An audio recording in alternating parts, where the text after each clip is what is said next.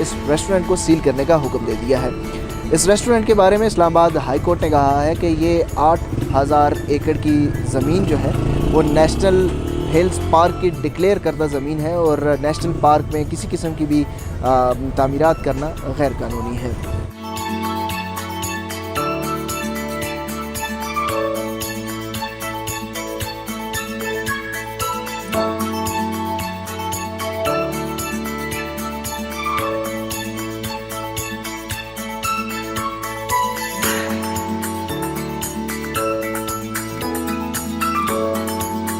मुझे तो बहुत अच्छा लगा, पहली दफ़ा आया हूँ तो खाना मुझे बहुत अच्छा लगा, एटमॉस्फेयर तो बहुत ही अच्छा है, व्यू भी बहुत प्यारा है इस्लामाबाद का।